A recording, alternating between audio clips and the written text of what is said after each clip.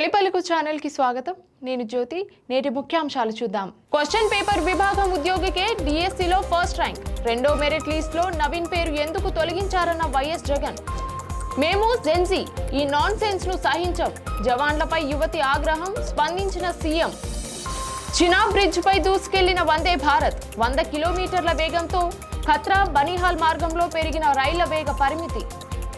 చెక్కులు వచ్చాయని రమ్మన్నారు, ఇప్పుడు ఇవ్వలేమంటున్నారు. కళ్యాణ లక్ష్మి, షాదీ ముబారక్ కోసం లబ్ధిదారుల ధర్నా. జీవో 97 కు వ్యతిరేకంగా పాలిటెక్నిక్ విద్యార్థుల ఆందోళన. విద్యార్థులకు మద్దతుగా బీఆర్ఎస్వి నిరసన. సింగపూర్ ప్రధానితో భారత్ కేంద్ర మంత్రుల భేటీ. వ్యూహాత్మక భాగస్వామ్యం, ఆర్థిక అంశాలపై కీలక చర్చలు. గ్రూప్ 1 పరీక్షల్లో ఊహకు అందని స్థాయిలో అక్రమాలు. అనర్హులతో జవాబు పత్రాల మూల్యాంకనం. రామ్ వీడియో కాల్, శశి జీవితంలో కొత్త ఆశ. రేవంత్ పై కొండా సుస్మిత ఫైర్, కౌంటర్ ఇచ్చిన ఇందిరా శోభన్. వందే మాతరం విషయంలో కాంగ్రెస్ పై అమిత్ షా ఫైర్. తిరుమలపై AI video viral.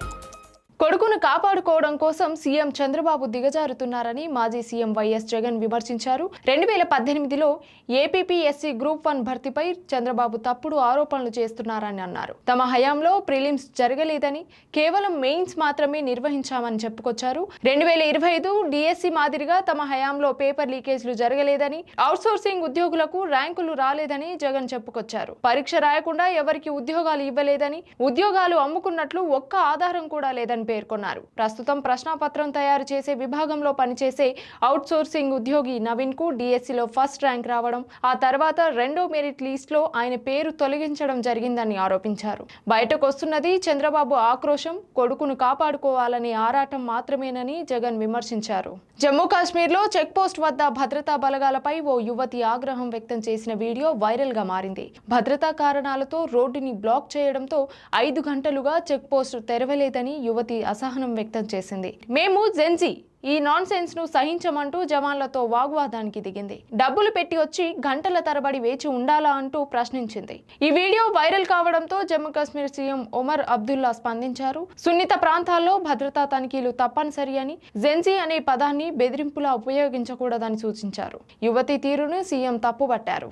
Jammu Kashmir లో రైల్వే ప్రయాణంలో కీలక ముందడుగు పడింది. 111 కిలోమీటర్ల పొడవైన ఖత్రా బనిహాల్ రైలు మార్గంలో గరిష్ట వేగ పరిమితిని 100 కిలోమీటర్లకు పెంచేందుకు రైల్వే మంత్రిత్వ శాఖ అనుమతిచ్చింది. దీంతో ప్రపంచంలోనే అత్యంత ఎత్తైన రైల్వే బ్రిడ్జ్ గా పేరున్న 359 మీటర్ల ఎత్తైన చినాబ్ బ్రిడ్జ్ పై వందే భారత్ రైలు తొలిసారిగా దాదాపు 100 కిలోమీటర్ల వేగంతో ప్రయాణించింది. ఇప్పటి వరకు ఖత్రా సంగల్ధాన్ మధ్య 85 కిలోమీటర్లు, సంగల్ధాన్ బనిహాల్ మధ్య 75 కిలోమీటర్లు వేగ పరిమితిని ఉండేది.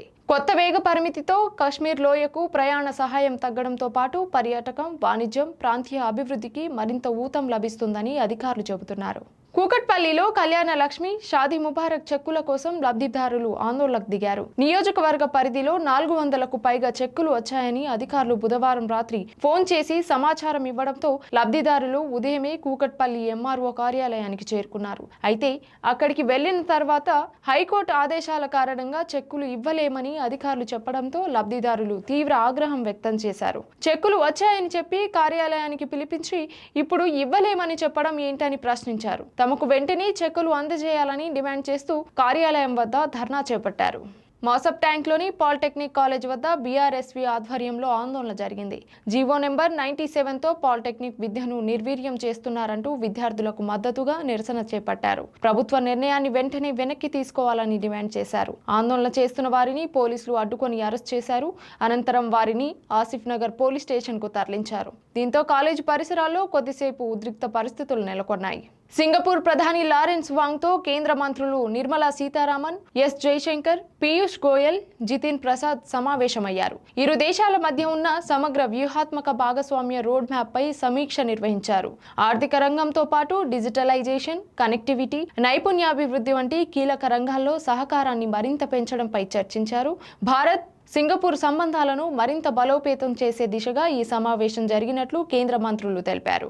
గత ప్రభుత్వ హయాంలో నిర్వహించిన ఏపీపీఎస్సీ గ్రూప్ 1 పరీక్షల్లో భారీగా అక్రమాలు జరిగాయని సీఎం చంద్రబాబు నాయుడు ఆరోపించారు.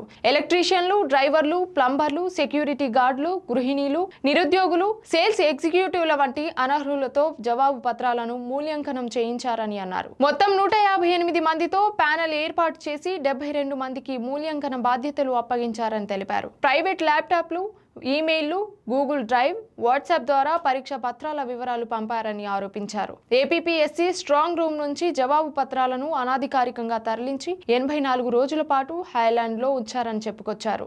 అలాగే 49,000 డూప్లికేట్ ఓఎంఆర్ స్లిప్పులు ముద్రించారని, 734 స్లిప్పుల్లో 718లో మార్పులు గుర్తించామని చంద్రబాబు తెలిపారు. గ్రూప్ 1 పరీక్ష రాసిన అభ్యర్థినే అదే పరీక్షకు ఎవాల్యుయేషన్ ఎగ్జామినర్ గా నియమించడం దారుణమన్నారు. భవిష్యత్తులో ఇలాంటి ఘటనలు పునరావృతం కాకుండా ఏపీపీఎస్సీని పూర్తిగా ప్రక్షాళన చేస్తామని సీఎం స్పష్టం చేశారు. ఆమెకు ఇది కొన్ని నిమిషాల వీడియో కాల్ మాత్రమే కాదు, జీవితాంతం గుర్తుండిపోయే అపురూపమైన జ్ఞాపకం. అనారోగ్యంతో బాధపడుతున్న తన అభిమాని శశి భవ్యతో హీరో రామ్ పోతినేని వీడియో కాల్లో మాట్లాడి ధైర్యం చెప్పారు. ఆమె ఆరోగ్యం గురించి ఆరా తీసిన రామ్ ఇకపై అవసరమైన ఆహారం, మందులు పంపిస్తానని, వైద్య ఖర్చులకు కూడా అండగా ఉంటానని భరోసా ఇచ్చారు. త్వరగా కోలుకొని హైదరాబాద్కు వస్తే తనను కలవాలని ఆకాంక్షించారు. రామ్ చూపించిన ఈ ఆప్యాయత శశి కుటుంబంలో ఆనందాన్ని నింపింది. అభిమానుల పట్ల ఆయన చూపిన మానవత్వంపై సోషల్ మీడియాలో ప్రశంసలు వెల్లువెత్తుతున్నాయి.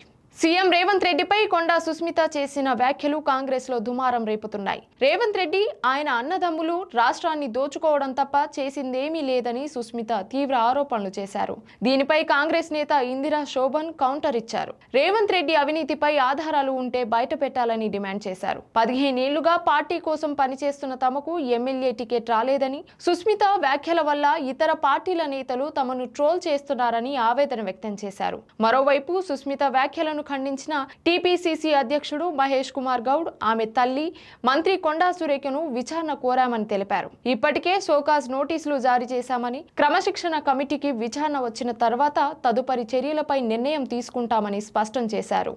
వందే మాతరం విషయంలో కాంగ్రెస్ వర్కింగ్ కమిటీ తీసుకున్న నిర్ణయంపై కేంద్ర హోంమంత్రి అమిత్ షా తీవ్రంగా స్పందించారు. 1937లో కాంగ్రెస్ వందే మాతరం పాటను 2 చరణాలకే పరిమితం చేసిందని, అప్పటి నిర్ణయం దేశ విభజనకు పునాది వేసిందని ఆరోపించారు. ఇప్పుడు కూడా అదే విధానాన్ని కాంగ్రెస్ కొనసాగిస్తోందని విమర్శించారు. వందే మాతరాన్ని గౌరవిస్తూ జాతీయ ఐక్యతను బలోపేతం చేసేందుకు కేంద్రంలోని నరేంద్ర మోదీ ప్రభుత్వం చట్టపరమైన చర్యలు తీసుకుందని తెలిపారు. కాంగ్రెస్ నిర్ణయం ఓటు బ్యాంకు రాజకీయాలకు నిదర్శనమని అమిత్ షా మండిపడ్డారు. కాంగ్రెస్ నిర్ణయాన్ని బీజేపీ తీవ్రంగా ఖండిస్తోందని స్పష్టం చేశారు.